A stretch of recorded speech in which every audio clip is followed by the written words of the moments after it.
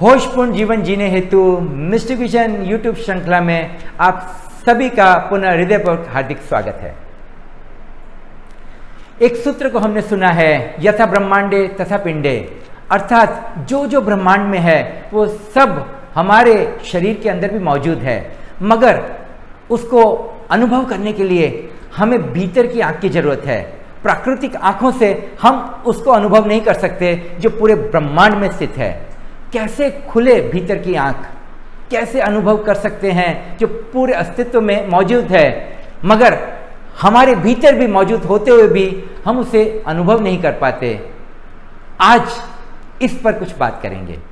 शरीर के तल पर दी गई ईश्वर द्वारा आंखें सिर्फ सीमित को ही देख सकती हैं। ये दो आंखें पदार्थ को ही देख सकती हैं। अपदार्थ को देखने के लिए तो भीतर की आंख यानी अध्यात्म की आंखें चाहिए। दो आंखें कभी भी ऊर्जा की प्रतीति नहीं कर सकती। हमारी सारी ऊर्जा सिर के सभी द्वारों यानी आंख, कान, नाक और मुंह से बाहर बह जाती है। अगर चेतना का प्रवाह बाहर जाना रुक जाए तो यही ऊर्जा दो आंखों के बीच जहां माता बहनें टीका करती हैं वहां पे स्थिर हो जाती है। इस तल को ही तीसरी आंख या त्रिनेत्र कहा गया है। इस स्थान पर सारा अस्तित्व समाया हुआ है। उपनिषद इसे ही कहते हैं कि यथा ब्रह्मांडे तथा पिंडे, यानी जो जो ब्रह्मांड में स्थित है वो सब हमारे शरीर रूपी पिंड में भी मौजूद है।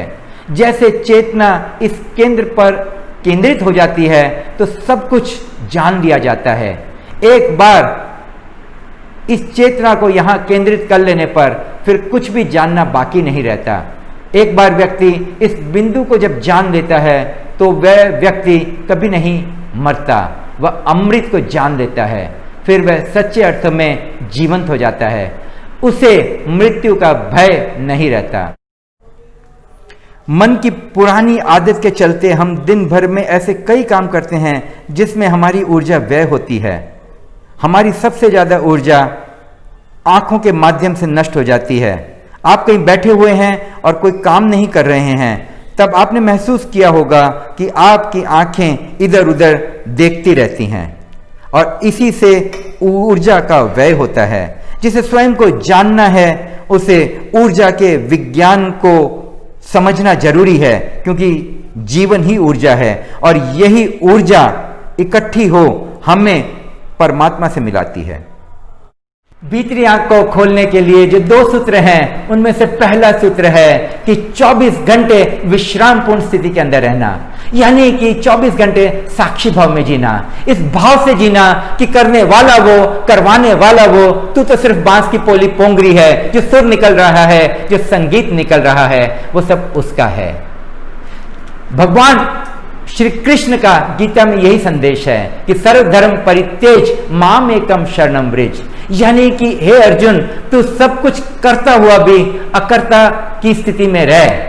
कर्म को छोड़ना नहीं है, परंतु कर्ता भाव, मैं कर रहा हूं, इस भाव को छोड़ करके कर्म को करना है। यानी जिस कर्म को भी आप कर रहे हो उसके करते हुए होश में रहना है कि ये कर्म मैं नहीं कर रहा हूं, मगर अस्तित्व मुझे निमित्त बनाकर करवा रहा है। जब 24 घंटे व्यक्ति विश्रामपूर्ण स्थिति में रहता है तो वो इस भाव में रहता है, धन्यवाद के भाव में रहता है कि करने वाला वही है और मुझे निमित्त बनाया जा रहा है। वीडियो के साथ में मेरे रिलैक्सेशन वीडियो का एक लिंक भी मैं शेयर करने जा रहा हूं, जिसको नियमित करने से आप पाएंगे कि आपके भीतर भी विश्रामपूर्ण होने की स्थिति उत्पन्न होने लग रही है। भीतरी आंख को खोलने के लिए जो दूसरा सूत्र है वो ये है कि 24 घंटे में से आधे घंटे से 1 घंटा विचार शून्यता की स्थिति में रहना। ध्यान के माध्यम से जब आप विचार शून्यता की तरफ जाने लगते हैं तब आपकी ऊर्जा भीतर सर्कुलर मोशन के अंदर घूमने लगती है। अभी हमारी ऊर्जा कानों से, आंखों से और बाहर की तरफ जाती है, और जैसे ही आप 24 घंटे विश्रामपूर्ण जीवन जीने लगते हैं और विचार शून्यता की स्थिति में ध्यान की तरफ आगे बढ़ते हैं, तब यही ऊर्जा आपके भीतर सर्कुलर मोशन करने लगती है। और यही ऊर्जा जब एक जगह संग्रहित होती है तो त्रिनेत्र यानी तीसरा नेत्र खुलता है, जिसमें हम ब्रह्मांड की सारी प्रतीति अपने भीतर करते हैं। हम सब जीवन में मनचाही चीजों को हासिल करना चाहते हैं, चाहे वो धन हो, अच्छा कैरियर हो, जीवन साथी हो या कोई और, मगर नकारात्मकता के कारण ऐसा हो नहीं पाता। गुरु कृपा से प्राप्त दिव्य दृष्टि और वाणी के माध्यम से पाए जादुई हल अपनी जीवन की समस्याओं के बिना किसी मंत्र, यंत्र या विधि के तुरंत संपर्क करें।